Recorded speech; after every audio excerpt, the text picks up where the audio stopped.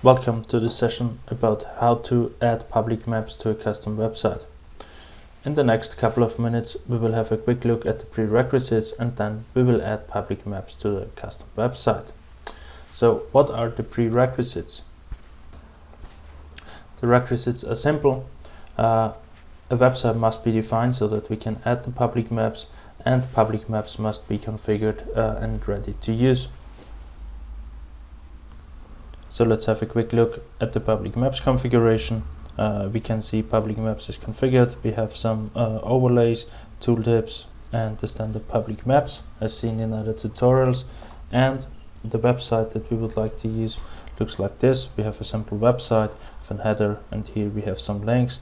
And here, when we click on adding public maps, we would like to get in the main content the public maps to be visible. And this is what we're gonna configure now. To add public maps to your website, you need to open your HTML content and add a JavaScript and a CSS file. Here we reference the JavaScript and the CSS file. We can see we have a public maps CSS for the styling of the public maps, and we have the JavaScript to get access to the content of public maps.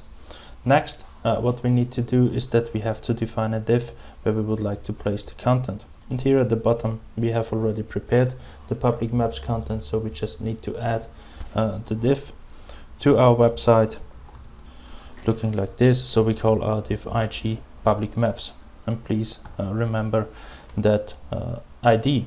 Next, what we need to do is that we need to initiate public maps using a custom JavaScript. And in the custom JavaScript what we can do is that we can click on it in here, and whenever the document is ready, when it is loaded, we can execute the function that allows us to add the public maps content. And we have already prepared that statement. So on document ready, we access public maps and configure it. First we need to define the div that should be used for the public maps. Next we define the base URL to get access to public maps. Within that base URL we need to define the site that we would like to use and the project within that site. Then we have a bunch of additional parameters that may be set, like the language. We could define whether we would like to activate the full text search or not, if we would like to be able to navigate within the map, to change the map views in case that we have multiple, like in this case we could switch between the Las Vegas WMTS, the Bing Maps, the Google and the OpenStreetMap.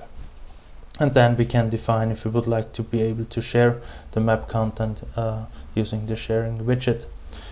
And in this case, once we have initiated public maps, we would like to focus on the full text search so that users may start searching for address, hotels or events within public maps immediately.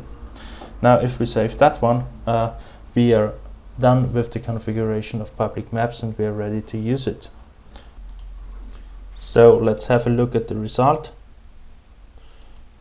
If we now click in here and reload the page, we get public maps to be rendered in here. With our content we can see full text search is activated and is focused on, so we could again search for our events or for any address within the public maps part, and it is just within one div of your custom website. So this was the session about how to add public maps to a custom website. Hope you enjoyed the session and thanks for your attention.